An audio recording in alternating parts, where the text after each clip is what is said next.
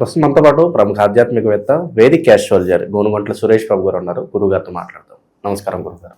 మణికంఠ గారు నమస్కారం అండి. సో మే నెల విశేషంగా మీనరాశి వారి పరిస్థితి ఏ విధంగా ఉండిపోతుంది, వీళ్ళు ఎలాంటి జాగ్రత్తలు తీసుకోవాలి, ఏనాటి శని ఇంపాక్ట్ మరి ఏ విధంగా ఉంటుందంటారు? ఎక్కువగా బాధపడుతుందా లేదా పర్లేదు తటస్థంగా ఉంటుందంటారు? సో ముందుగా స్వర్ణలక్ష్మి అమ్మవారికి గణపతికి నమస్కారం చేసుకొని వీళ్ళ మీద చాలా కరుణ కృపతో ఉండేసి చక్కగా వీళ్ళని ఆశీర్వదించి ఈ గ్రహ లోపాలన్నీ శాపాలన్నీ తీసేసి వీళ్ళకి బాగా అవకాశాలు అని చెప్పేసి మనం ప్రార్థన చేద్దామండి.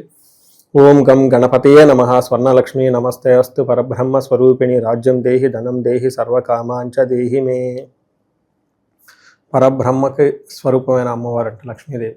అంటే ప్రతి ఒక్కళ్ళు ప్రతి నిమిషం ఆనందంగా శోభాయమానంగా ఎప్పుడు దివ్యమానంగా ఉండాలంట. వాళ్ళు నవ్వుతూ ఉండాలి. ఎప్పుడు వీళ్ళు బాధ అనేది లేకుండా ఉండాలన్నమాట. అలా మీనరాశి వాళ్ళకి అమ్మవారి వలన పరబ్రహ్మ జ్ఞానం కావాలని చెప్పేసి అమ్మవారి వలన వీళ్ళకి చక్కగా ఒక రాజరికము, ఒక దర్పము, ఒక నాయకత్వ లక్షణాలు కలిగి ఉండాలి. అంతేకాకుండా వీళ్ళకి విపరీతమైన ధనం వీళ్ళకి ఇవ్వాలని చెప్పేసి అష్టలక్ష్మి వీళ్ళ ఇంట్లో చక్కగా స్థిరంగా కూర్చొని వీళ్ళకంతా హెల్ప్ చేయాలని కోరుకుంటూ సర్వకామార్థ సిద్ధి, మనసులో ఎలాంటి కోరికలు ఉన్నా కానీ తక్షణమే నెరవేరాలని చెప్పేసి మనం అమ్మవారిని కోరుకుందాం. వీళ్ళంతా బాగుండాలి, చక్కగా ఉండాలని చెప్పేసి ఆశిస్తూ ఇందులో మన మీనరాశి చూసుకుంటే ఇందులో ఉన్న నక్షత్రాలు తర్వాత పేర్లు చూసుకొని పూర్వభద్ర 4వ పాదం, ఉత్తరాభద్ర 1, 2, 3, 4 పాదాలు, రేవతి 1, 2, 3, 4 పాదాలంతా మీనరాశిలో ఉంటారు. పేరు బలం బట్టి చూస్తే వీళ్ళకి దీ, దూ, షం, ఝ, దా, దే, దో, చాచి అన్న లెటర్స్ అంతా మీనరాశిలో ఉంటారు. మనం ఇందులో 4 గ్రహాలు మారుతున్నాయండి. ఈ మే మంత్ యొక్క విశిష్టత చూస్తే ఇది మనకి బుద్ధ పూర్ణిమతో స్టార్ట్ అవుతుంది. వైశాఖ మాస పూర్ణిమతోటి జ్యేష్ఠ మాస పూర్ణిమ వరకు అంటే 2 పూర్ణిమల మధ్య మధ్యలో పూర్ణిమల మధ్య ఇది మంత్ అంతా ఉందని మనం చెప్పుకోవచ్చు. ఇది ఒక విశిష్టత. అయితే ఇంకొక విశిష్టత ఏంటంటే ఈ మంత్కి హనుమ జయంతి కొన్ని ప్రాంతాలు చేస్తూ ఉంటారు. అక్కడ చేసే వాళ్ళు ఖచ్చితంగా ఈ రాశి వాళ్ళు పార్టిసిపేట్ చేయాలని నేను కోరుకుంటాను. ఎందుకంటే వీళ్ళకి ఏలినాడ్సిని విపరీతంగా ఉండటంతో ఈ హనుమ జయంతి అనేది వీళ్ళకి చాలా చాలా ఇంపార్టెంట్ అని remedy, best and simple remedy అని నేను చెప్తాను. దీనితో పాటుగా వీళ్ళకి కర్తరి అని వస్తుందండి. ఒక 11వ తారీఖు నుంచి దాదాపు 28, 26 తారీఖు వరకు ఒక 15 రోజులు ఏమి పండగలు కాదండి, ముహూర్తాలు అనేది ఎక్కువగా పెట్టరు. పర్టికులర్గా గృహప్రవేశం, గృహ ఆరంభము, ఇంకా కొన్ని విషయాలకు సంబంధించిన వాటిలో, పెళ్ళిళ్ళకి సంబంధించిన వాటిలో పోస్ట్పోన్ చేస్తూ ఉంటారు. మిగతా ఆధ్యాత్మిక కార్యక్రమాలన్నీ చక్కగా అయితే చేసుకోవచ్చు ఈ టైంలో. అందులో ప్రాబ్లంలు అయితే ఏమీ లేదు.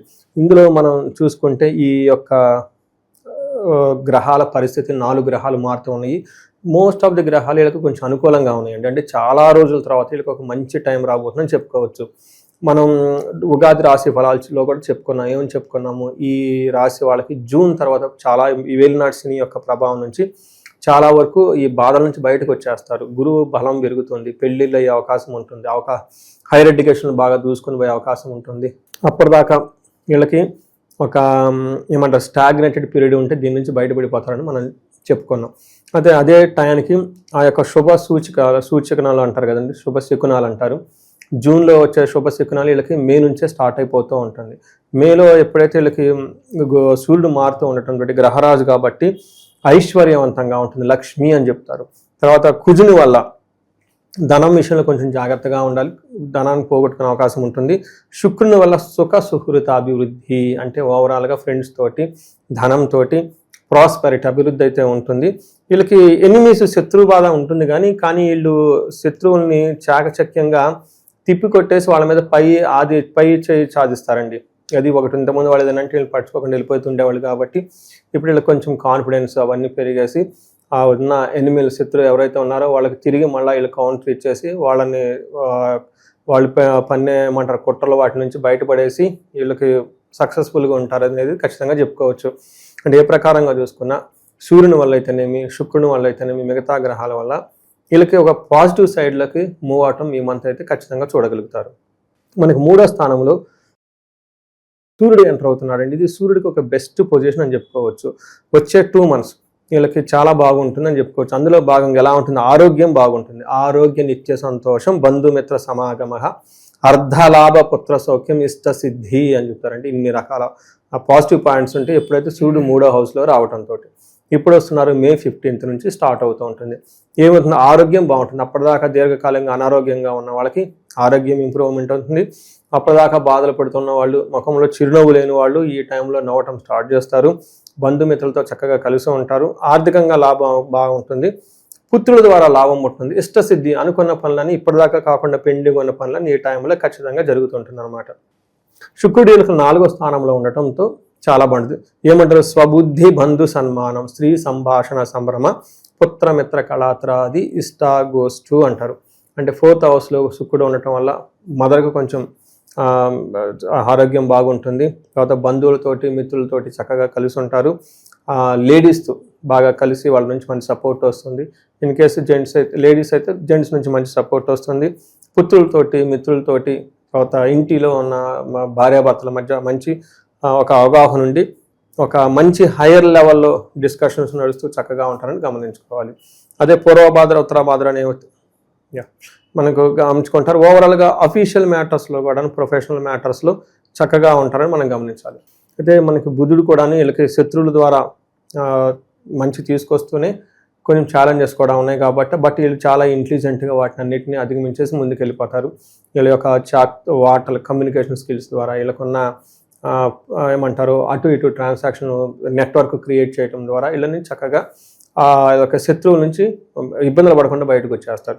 వీళ్ళకి 4th హౌస్లో శుక్రుడు, 5th హౌస్లో శుక్రుడు బాగా కలిసి వస్తారండి. వచ్చే 2 months సూర్యుడు, శుక్రుడు, కుజుడు కూడా బాగా కలిసి వచ్చేసి ఒక మంచి లైఫ్ అయితే ఖచ్చితంగా వస్తుంది. ఫాదర్కి హెల్త్ విషయంలో కొంచెం జాగ్రత్తగా ఉండాలి వీళ్ళు. అయితే కుజుడు వీళ్ళకి 2వ స్థానంలో ఉండటంతో కొన్ని విషయాల్లో ఇబ్బంది పడుతూ ఉంటారు. ముఖ్యంగా ధనం విషయంలో జాగ్రత్తగా ఉండాలి. ఈ టైంలో శారీరకంగా అలసట ఉంటుంది. అసత్వం సతతం క్లేశ సర్వకార్య వినాశనం సంపర్క భీతిష్య ధనకే కుజ అంటే 2వ స్థానంలో కుజుడు ఉండటం వల్ల కొంచెం కోపంగా మాట్లాడటం, తర్వాత వీళ్ళకి చెడు ఆలోచనలు రావటము, బ్యాడ్ కంపెనీతో ఉండటము, తర్వాత పనులు కాకుండా కొంచెం ఇబ్బంది పడటం, ఇవన్నీ చేస్తూ ఉంటారు. కొంచెం అవమానాలు జరిగే సంఘటన కూడా ఉంటుంది. అంటే మనం చెడు పక్కన ఉంటే ఎప్పుడు చెడే జరుగుతాడు కాబట్టి మీ పక్కన ఉన్న మంచి వాళ్ళు కానీ చెడు వాళ్ళు కానీ కొంచెం దూరంగా పెట్టండి. ప్రొఫెషనల్గా డిస్టెన్స్ మెయింటైన్ చేయండి. వేరే వాళ్ళు కావాలి అటు ఇటు అన్నా కానీ ఈ 1 monthలో వాళ్ళతో టూ మచ్ ఫ్రెండ్షిప్ చేయకుండా చాలా క్లవర్గా చాకచక్యంగా వాళ్ళని వదిలించుకోవటం చాలా మంచిది. ఈ రాశికి సంబంధించిన నక్షత్రాలు వాళ్ళకి ఎలా ఉండవు? నక్షత్రాలు చూస్తే ఫస్ట్ చాలా పాజిటివ్గా 2 ఉన్నాయండి. ఇందులో ఒకటి పూర్వభాద్ర నక్షత్రం వాళ్ళకి ఐశ్వర్యం ఉంటుంది, జయప్రదంగా ఉంటుంది, ధనలాభం ఉంటుంది. అలానే ఉత్తరాభాద్ర నక్షత్రం వాళ్ళకి ఐశ్వర్యవంతంగా ఉంటుంది, ధనలాభం ఉంటుంది, ఇవన్నీ పాజిటివ్గా జయప్రదంగా ఉంటుంది. అలానే రేవతి నక్షత్రం వాళ్ళకి ఐశ్వర్యప్రదంగా ఉంటుంది, సంపదలు ఉంటుంది, ధనలాభం ఉంటుంది, ఇవన్నీ కలిసి ఉంటుంది. అయితే ఈ 3 నక్షత్రాల వాళ్ళకి కామన్గా ఒకటి ఉంటుందండి. ఒకటి కలహం, గొడవలు అయ్యే అవకాశం ఉంటుంది. రెండోది భయం కలిపే పరిస్థితులు కూడా ఉంటాయి. అది కూడా పర్టికులర్గా లేడీస్ అండ్ జెంట్స్కి సంబంధించిన భార్యాభర్తల మధ్య అన్యోన్యతకు సంబంధించిన వ్యవహారాల్లో భయపడే అవకాశం ఎక్కువ ఉంటుంది, గొడవల అవకాశం ఎక్కువ ఉంటుంది. వీటిని కొంచెం జాగ్రత్తగా ఉంటే బాగుంటుంది. పూర్వభాద్ర వాళ్ళకి బుద్ధి నాశనం అంటే సరైన డెసిషన్ తీసుకోక రాంగ్ ట్రాన్సాక్షన్ చేయటం వల్ల అమ్మేటప్పుడు కొనేటప్పుడు రాంగ్ డెసిషన్ తీసుకొని మిస్టేక్ చేస్తారు. అలాగే శుక్రుడు వీళ్ళకి రేవతి నక్షత్రం వాళ్ళకి స్త్రీల ద్వారా కొంచెం ఇబ్బంది వచ్చే అవకాశం ఉంటుంది. వీళ్ళకి సంబంధించిన స్త్రీలకి కొంచెం హెల్త్ బాగోలేకపోవటము, తద్వారా వీళ్ళు టెన్షన్లో పడుతూ ఉండే అవకాశం ఉంటుంది. ఎలాంటి పరిహారాలు చేసుకుంటే మీనరాశి వాళ్ళకి విశేషంగా కలిసి వస్తుంది?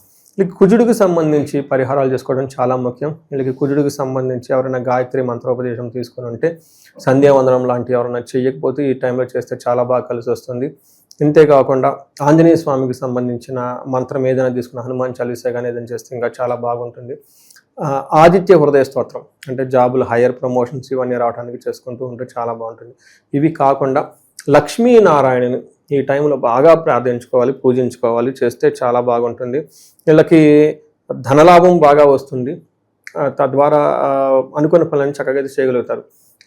లక్ష్మీ నారాయణ ఇద్దరు కలిసి అంటే సీతారాముల వారు కానివ్వండి, లేదా కృష్ణుడికి సంబంధించిన రాధాకృష్ణ, ఇలా విష్ణుమూర్తికి సంబంధించిన ఆలయాలు ఎక్కువగా తిరుగుతూ అక్కడ పూజలు చేస్తూ ఉంటే బాగుంటుంది. తులసి చెట్టును పూజ చేయటం, వెండి ప్రమిదలలో ఆవు నెయ్యితోటి కనకదార స్తోత్రం చదువుతూ ఉంటే ధన ప్రవాహం వస్తుంది. వీళ్ళకి ఇది స్పెషల్ రెమెడీ. అయితే వీళ్ళకి ఏలినాడ్సిని యొక్క ప్రభావంతో ఉండటంతో వీళ్ళకి ఇంటి వరకు చేసుకున్న పూజలు అవి కొంతవరకు ఓకే కానివ్వండి, బట్ చాలా సిగ్నిఫికెంట్గా మార్పు రావాలనుకున్నప్పుడు వీళ్ళకి మన్యు పాశుపతం 1-2 సార్లు చేయించుకోవడం చాలా ఉత్తమం. తర్వాత మహాన్యాసపూర్వక ఏకాదశి రుద్రాభిషేకం చేయించుకోవటం ఇంకా చాలా ఇంపార్టెంట్. ఇవి కాకుండా శనికి సంపూర్ణ శాంతి పూజలు అని చేస్తారు. ఇవి వీళ్ళు చేసుకోలేరు ఇంట్లో. వీళ్ళు ఖచ్చితంగా బయటకు వెళ్ళిపోయి దేవాలయాల్లో చక్కగా బ్రాహ్మణోత్తములు, పండితులు, వేద పండితుల దగ్గరికి వెళ్ళి ఇలా మాకు కావాలంటే చక్కగా చేస్తారు. వీళ్ళైతే ఇంటికి పిలిపించుకొని ఇంట్లో చేయించుకోవటం ఇంకా బెస్ట్. నెగటివ్ ఎనర్జీ అంతా బయటకు వెళ్ళిపోతుంది.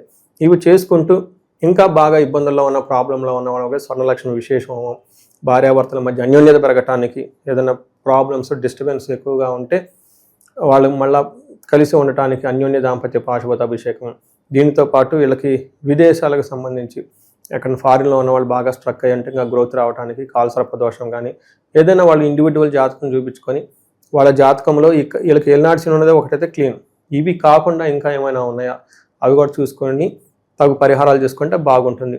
ఈ రాశి వాళ్ళది ఇంకొక ముఖ్యమైనదంటే ఈ మీనరాశితో పాటు ఇంట్లో వీళ్ళకి సింహరాశి కానీ, ధనుసు రాశి కానీ, మేష కానీ, కుంభ కానీ ఉంటే ప్రాబ్లమ్స్ ఇంకా ఎక్కువ అవకాశం ఉంటుంది. చాలామందికి వీళ్ళకి లీగల్ కాంప్లికేషన్స్ రావటము, రిలేషన్షిప్ ఇష్యూస్ రావటము, వరదాగా ఒకళ్ళ మీద ఒకళ్ళ అనుమానాలు రావటం, డైవర్స్లు దాకా వెళ్ళిపోయిన వాళ్ళు చాలా చూస్తున్నాను నేను. ఒక లాస్ట్ మంత్ అంతా 10 కాల్స్ నాకు వస్తే 4 కాల్స్ ఈ మీనరాశి వాళ్ళకి ఉన్నారంటే ఇంకా అర్థం చేసుకోండి ఎంత సమస్యలు తీవ్రంగా ఉన్నారో. సేమ్ సమస్యలు, ఓన్లీ ఆ డేట్ ఆఫ్ బర్త్ మారుతుండే తప్ప, నేను మ్యాక్సిమం ఫోన్లో మాట్లాడుతుంటాను కాబట్టి ఆ వాయిస్ మారుతుంది తప్ప ప్రాబ్లమ్స్ ఏంటి నేను ఇటు పక్కన కూర్చొని చూసినప్పుడు సేమ్ అయ్యే ప్రాబ్లమ్స్ ఉంటాయి. ఇన్వెస్ట్మెంట్ చేశాము, బిజినెస్ లాస్ అయిపోయింది, బిజినెస్ వస్తుందని ఉద్దేశంతో అప్పులు చేశారు, ఈ అప్పులుగా అట్లాగా ఒకటి, అప్పుడు దాకా భార్యాభర్తలు చాలా బాగుంటారు, ఏమీ ఉండదు, సింపుల్గా అనుమానంతో ఇద్దరు చిన్న విషయాలకి ఆర్గ్యుమెంట్ పెట్టుకుంటూ ఉంటారు. తర్వాత అప్పటిదాకా చక్కగా ఒక మేనేజర్ లెవెల్లో పొజిషన్ చేస్తూ ఉంటారు, సడన్గా దాన్ని వదిలేసి ఏదో బిజినెస్ చేస్తారు, ఆ బిజినెస్ రాదు, ఇది రాదు, మళ్ళీ జాబ్కి వెళ్ళిపోవాలా, ఇండియాకి వచ్చేద్దామా ఏంటి, ఇలా రకరకాల ఆలోచనతో ఉండి ఇబ్బందులు పడిన వాళ్ళు చాలామంది ఉన్నారు. ఇండివిజువల్ హారోస్కోప్ కూడా చాలా ఇంపార్టెంట్. అది చూసుకొని దానికి ఏమైనా తేడాస్ ఉంటే శాపాలు, వీటితో పాటు ఇంకా ఏమైనా గ్రహ దోషాలు ఉంటే అవి చెక్ చేయించుకొని వాటి యొక్క పరిష్కారాలు చేసుకోవటం ద్వారా ఈ శని యొక్క బాధల నుంచి చాలా త్వరగా బయటకు వచ్చేసి లైఫ్లో ముందుకెళ్ళే అవకాశం ఎక్కువ ఉంటుంది. ఓవరాల్గా మీనరాశి వాళ్ళకి రాబోయే రోజులు మంచి విశేషమైన ఫలితాలు రావాలని కోరుకుందాం గురుగారు. ధన్యవాదాలు. ధన్యవాదాలండి.